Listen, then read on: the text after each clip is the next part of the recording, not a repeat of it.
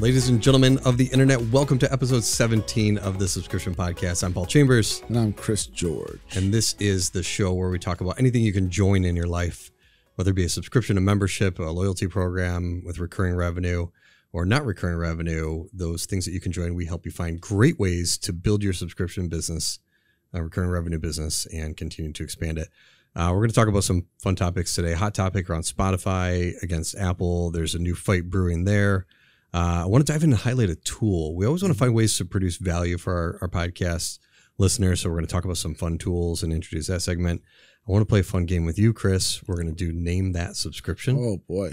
And see if you can guess it. For that. I'm borrowing this idea from a podcast with Nick Sharma and Moise Ali. And then I want to talk a little bit about some other brands I've seen recently that don't have subscription. And I wonder why.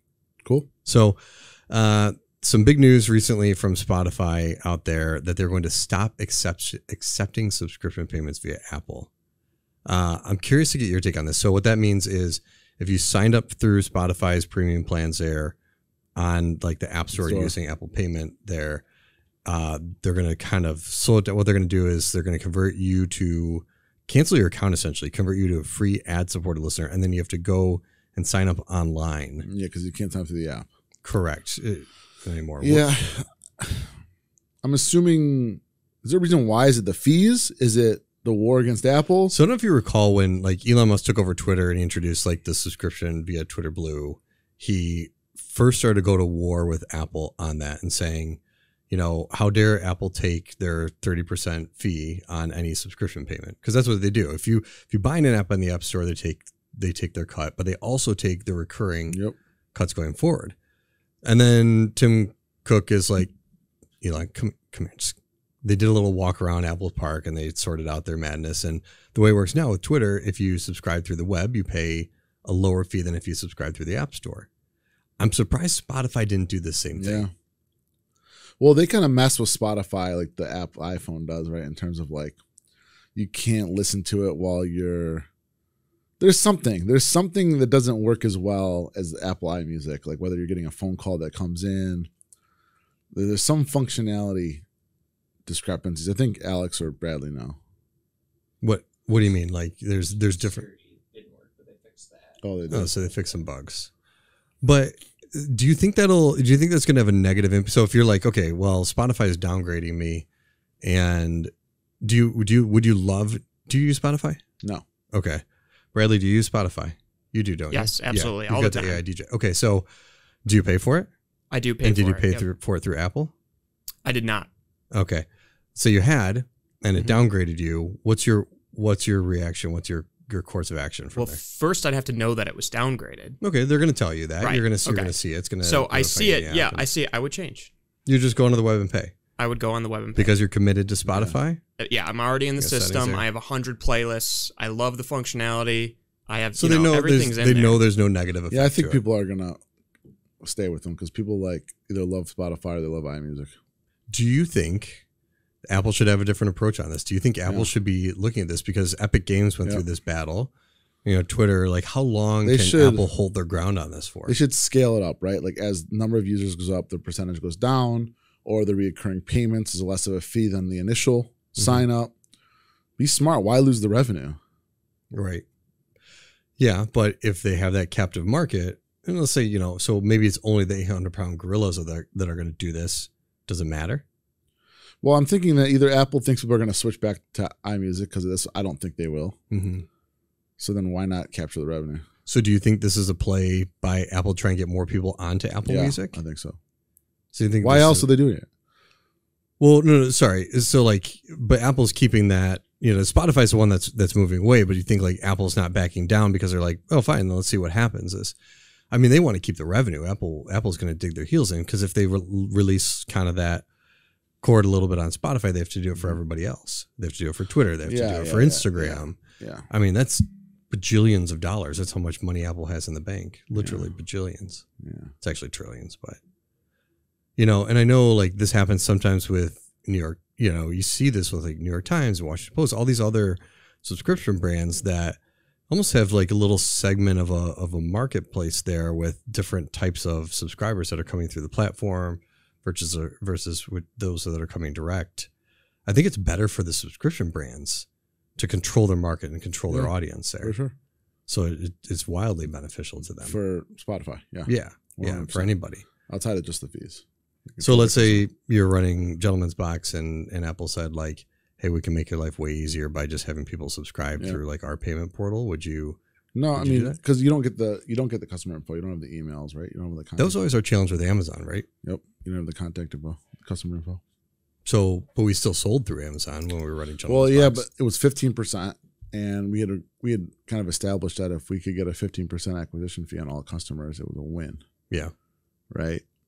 So this is a little bit different because it's like a software. It's like access to something that whether they have 1,000 subscribers or 1 million, just scales up, right? The incremental costs aren't as big. But also, if I knew that Apple was going to get us 10,000 subs, it might have been worth it. But 30% would be too much. Yeah. Right? It's a 30-year. Do you think this is the beginning of the end for the Apple empire then? Do you think like, so we got Epic Games is starting this and no, they're going to be around forever. Yeah. I wonder how long.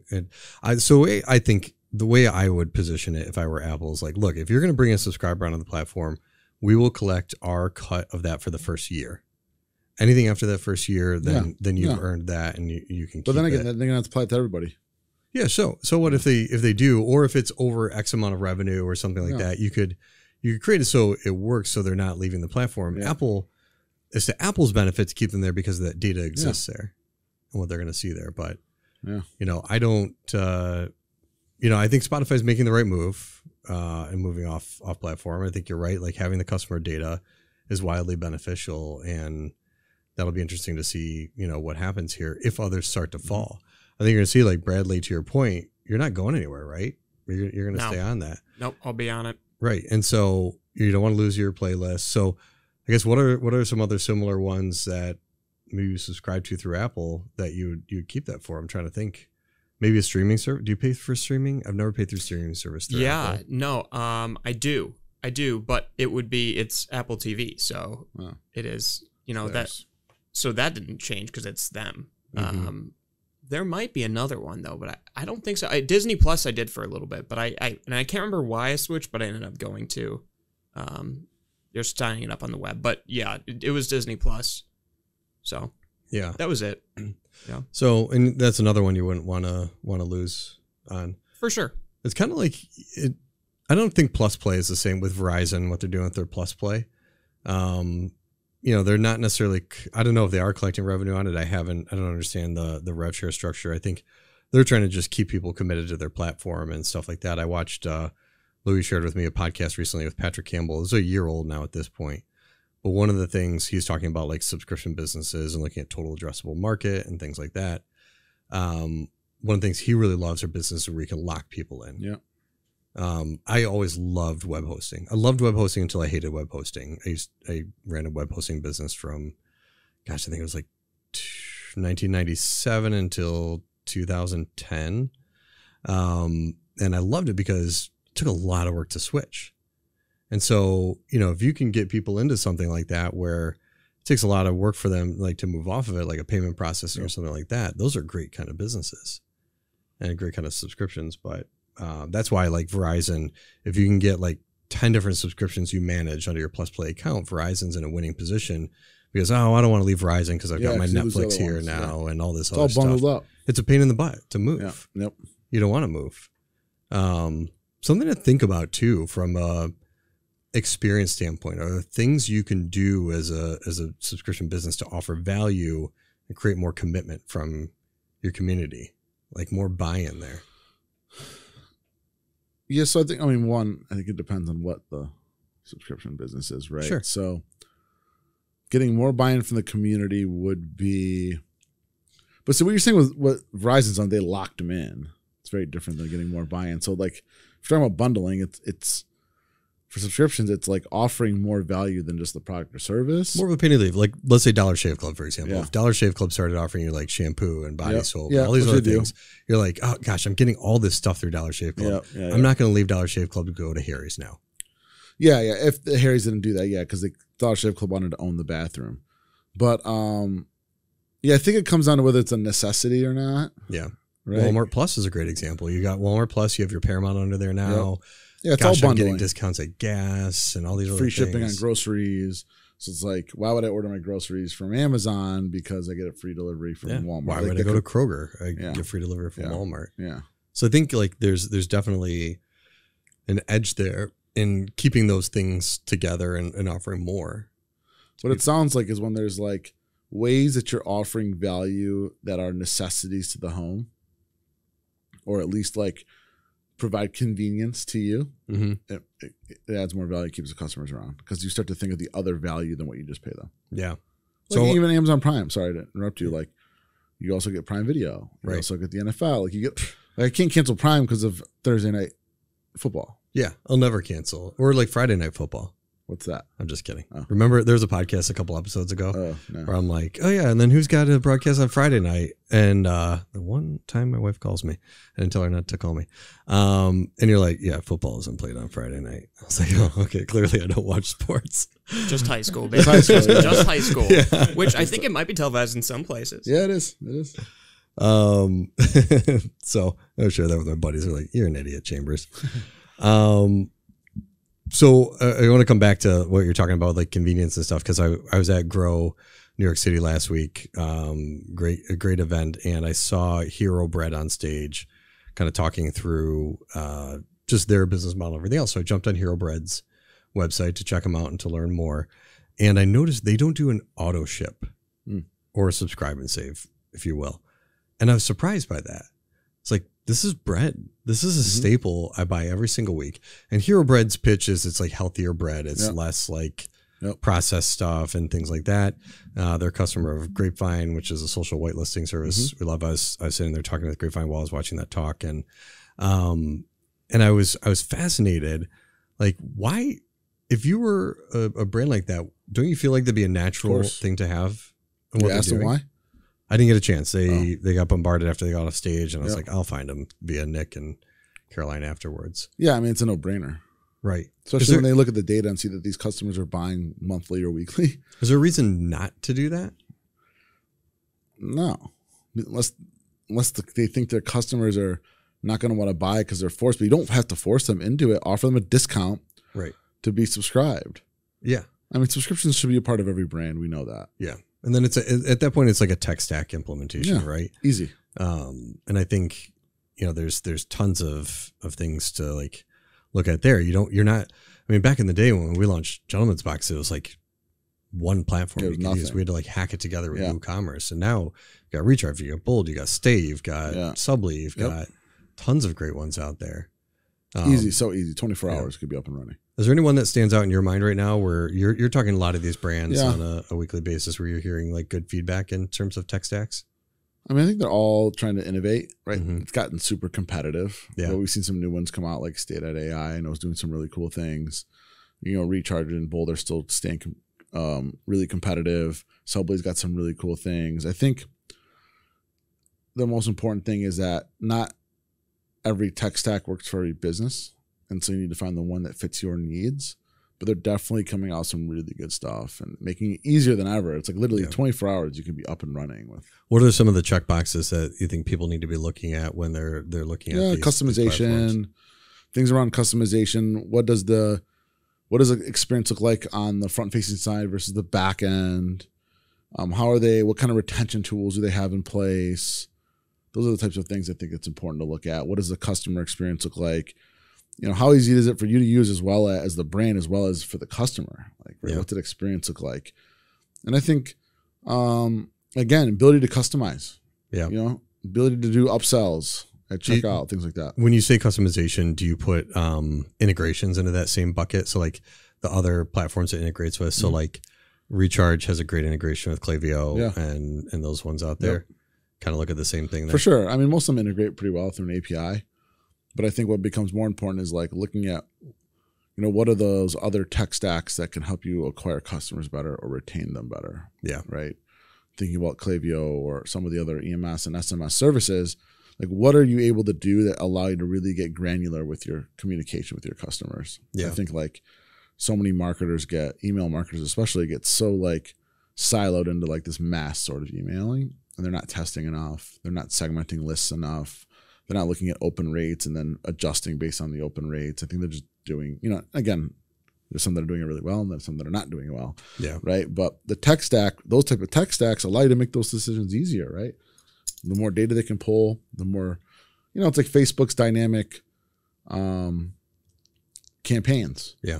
So like Facebook will take the ads and it'll automatically mix and match the copy and the headline for you. And then figure out which one's working and spend more money on it versus us having to make 6 different ad sets and A/B. It automatically like dynamically switches them for you, and then it puts the dollars towards the one that's working. So if somebody's getting started today, how would you tell them to evaluate those platforms against each other? Or even looking to make a move? I mean, the best thing is to start with a spreadsheet, put down all of the things you want in terms of that tech stack, and then put the different tech stacks across the top and then start checkboxing which ones hit it. I met with a high school friend recently I hadn't seen in years, and she reached out to me because she's looking to launch a subscription box. And she said, can I sit down with you and just kind of pick your brain for a minute? And the number one thing I told her was, she has a good idea. I think it'll be fun to see it evolve. And I don't want to share it just yet. Maybe in future podcasts, we'll talk about it to help her out. But I said, before you even start, two pieces of advice I gave her. One, build your first year's worth of subscription boxes before you do anything else. Understand what it's going to look like. And I said I'd advise quarterly over monthly just to start, maybe a monthly later. But I told her, I said, before you even get started with it though, start building out content. Mm-hmm. Start talking about your idea in the space. Start talking about like your product out there, and almost like becoming a bit of an influencer, like work to become, even if it's a small audience. I think that could go a long way. Yeah, positioning yourself as an expert. Yeah. Getting a feel for the audience, getting feedback. Yeah. And then when you go to launch, you've got customers that can buy right away. Yeah. Yeah. I mean, I don't know the order of operations here, but Nadia, who runs August, which is a feminine hygiene and feminine care brand, she is nonstop with content. Almost a bit controversial, has come out recently and referring to her customers not as women but as menstruators, which is has drawn the interest from the media recently, and saying almost like she's pushing her customers away and all these other things. She won a Cube Award at SubSummit this year, and I was fascinated. On the ride from the flight she came straight to the Cube Awards. There she filmed content with her driver and posted it. And like, it's having that mentality of like always producing content and being out there. It's tough though. Well, remember, it's like document, post create. Like, so you document everything and then you go into post-production, as versus like trying to force content. You just document everything you're doing. Yeah. And then you find the clips within there. And I think like that's an important lesson there, because I have another friend that he's a funny guy, and I've told him recently, I'm like, you need to be posting more on like TikTok. And he's like, I got one video up there. I'm trying to think of what my next one should be. I was like, don't think about it. Just do it. Just live. Yeah, just go. Just start like posting stuff. Because you know what? Yeah, like some are going to be great, but like, and then some are going to be terrible. I know. I've been asking you to have like a video crew follow me around every day, all day, every day for 7 years. Like it's going to be most of us just I've been asking for desk. 7 years. Everybody. It's going to be you taking like sponsor calls, saying the same thing over and over. No. What about this great conversation I had with Bradley and Alex today about something awesome? The press record. No, see, that's the thing. We don't know when it's. I don't think we're interesting enough. We don't know when the spectacular moment is going to happen. That is challenging. Like, and have it follow me home, watch me sleep, wake up in the morning. You down for that, Bradley? You want to watch Chris sleep? Yeah, I mean, if he's down, we'll just. What if I wake up in the middle of the night and I'm just like, oh my God, what about this? Yeah. Well, just pick up your phone. No, pick your phone, push the button to put it in 4K. No. It's got to be authentic. I think we'll just put a tripod there and have it record, and just. But I think like that's the way. Like, and the hard part is then you become the brand. Yep. And you don't want to always be the brand. That's what August is having this challenge right now. But I also believe there's no such thing as bad press. Nope. She's getting all this press about driving her customers away. But do we actually know that? As we see with all these news stories nowadays, is like the truth is never the truth is always somewhere in between of what somebody says and what the headlines say. And so I think like that's an important thing. And I know Julie Ball and Sarah Williams, who help a lot of people get started with subscriptions, talk about that a lot. It's about just content, constantly producing content. Do you think that's we always, like, at Gentleman's Advice, we always try to like refine things down a little bit I feel like too much. Sometimes you have to move faster. Mm-hmm. You know, it's like a Facebook approach to things. Yeah. Like just build it and put it out there, and like what will break will break. And you got to be more careful with software though. Yeah. Sometimes with that. All right. So I want to jump over to one of our 2 new segment highlights here. Is either like we can dive into like a tool review, or we can play the name the subscription. Play the name of the subscription. All right. So I'm borrowing this from Limited Supply Podcast. Our friends Nick Sharma and Moise Ali. I'm probably going to lose. Can we track score? Can we keep score? How many you get right and wrong? I think we can. I think we can do that. Start studying daily. Do you want me to give you the vertical that segment that it lives in? It's gonna. Oh, I'm sure I would guess based on what you tell me the products are, so I'll know the vertical. Okay. So what are the things? What are the hints? I don't know that many that well. Like I feel like Okay, so let me start off. This is a brand with a legacy that lasts our lifetime. Okay. Or a good portion of it. A good portion of our lifetime. Okay. I don't know if I should say this yet, but I'll get to it eventually. And it is. Do I know this revenue brand? in the billions? Revenue in the billions. Do I know? I will make sure you know. Okay. I will always make sure you know you've come across this brand. What was the first thing? It is a legacy that has lasted our lifetimes or close to. A legacy. So it's a legacy brand. And revenue in the billions. Okay. Any guesses initially here? Do I get multiple guesses? Yeah, you can guess. You can keep guessing along the way, and kind of you can ask me questions too. No, I feel like it should be. I should be able to like guess like 3 times. Sure, you can guess 3 times. Legacy. This is like Calvin Ball, where we just make up the rules along the way. A legacy brand that's in the billions of revenue. Yes, their domestic revenue per subscriber at the end of 2021 was $11.15. Small. Can I get something else? Can I get a vertical here? We'll get there. Okay, I need more. Let's see here. As of January 2022, this brand generated $48.7 million in in-app purchase revenues worldwide. So in-app purchases. It's legacy with in-app purchases. So tell me what's going through your head. Tell me what you're thinking here. You got to think out loud now. This makes this way more interesting when you say things out loud. In-app purchases. What was the first line? A legacy that has lasted probably... A legacy?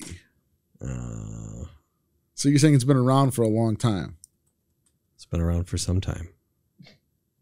I'm trying to get the exact date.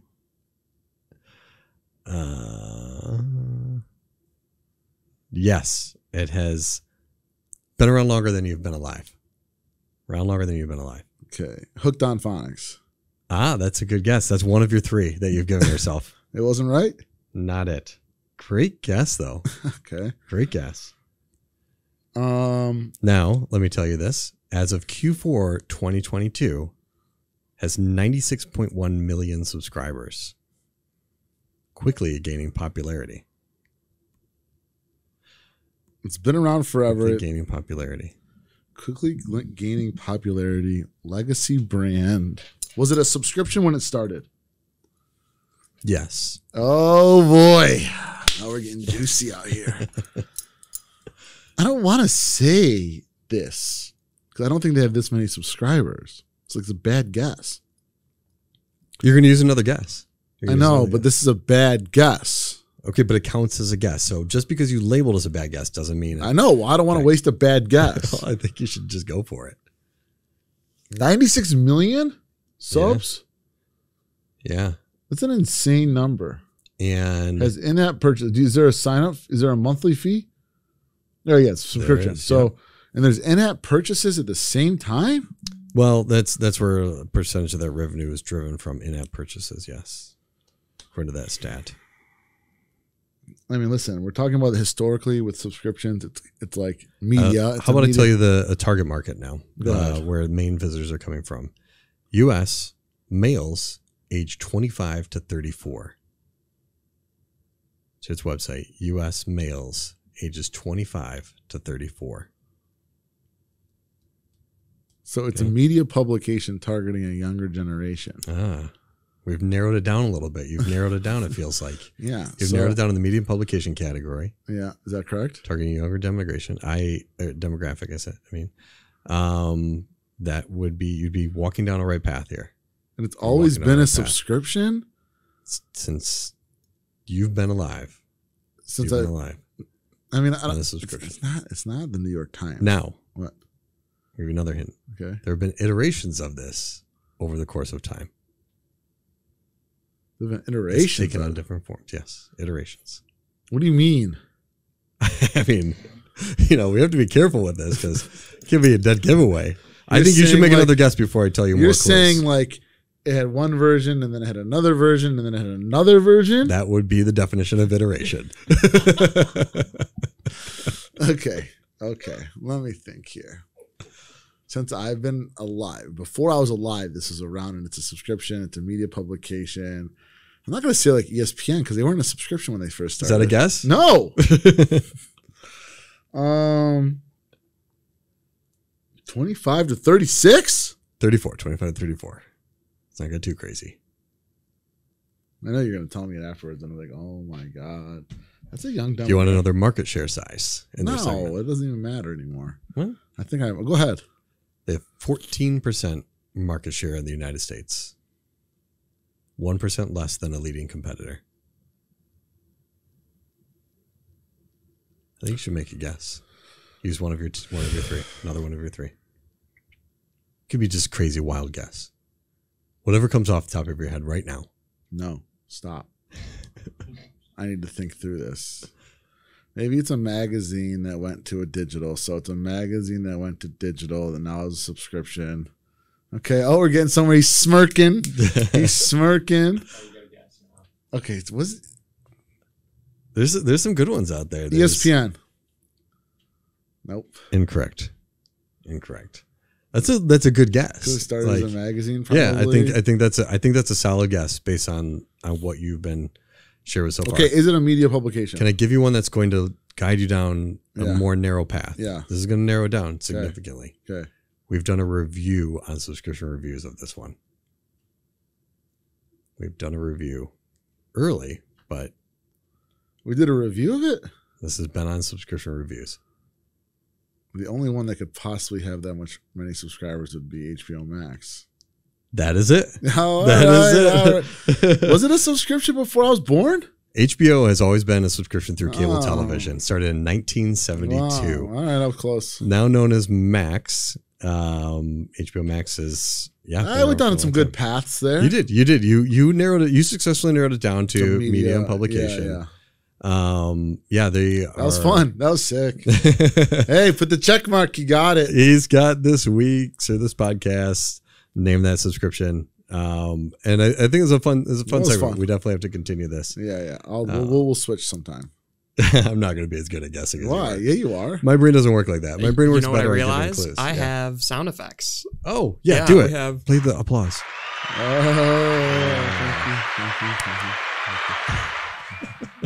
Let him have his moment of fame. All right, before we go, I want to give our loyal listeners, a tool they can walk away with today. One I stumbled across on Twitter recently is heatmap.com. Labeled as by the way, this isn't like a sponsor or anything. This is just like I want to find random tools. I want to talk about these things. Give value to the help people, our listeners find cool things. It looks like it's in beta still, and I installed this on a property that I help out, and it looks kind of cool so far. What it does is the only heat map tool with revenue and e-commerce insights. That's their claim. So what's cool is it looks like you have to have a ton of traffic, so you have to be a bigger brand to see this, because I installed it on one of the Element 5 customer websites, and it's not giving a ton of really good data yet. But what it'll do is it'll show you based on where people, like a traditional heat map where they click on your site, the revenue produced from those heat map points, which I think is really cool. Wow. If you want to click on this part of the page, they end up converting. Yeah, it's a big deal. Like if you got your social proof part versus your product part, if you're seeing more revenue produced from social proof, to lean into that. People that get to the testimonials and are buying more, they show more testimonials. Yeah. Super smart. I think it's a get great him to the tool. conference. Yeah, we'll talk to him. They run the gentleman behind this runs a lot of he's got a lot of great insights on Twitter, and there's a lot of fun stuff happening out there. But this is a cool new tool. It'll be fun to watch it evolve, but heatmap.com, check it out and see what's out there and see if it'll work for you. I think that's everything that was on my list for today. Cool. Was there anything else you wanted to cover? No, it was fun today. That was good. If there's anything you'd like to the podcast, please let us know in the comments or you can email us. You can find us on LinkedIn or Twitter. We'd love to get that feedback if you like some of our new segments we're rolling out here, or if there's anything you'd like us to review or talk about, please let us know. Always appreciate the follows, likes, and comments. And then the best thing you can always do for us that we super appreciate is sharing with a friend. You can text it to somebody, you can share it via the app or email to somebody. That's always super appreciated. If you need to email us, you can always find us at letstalk@subta.com.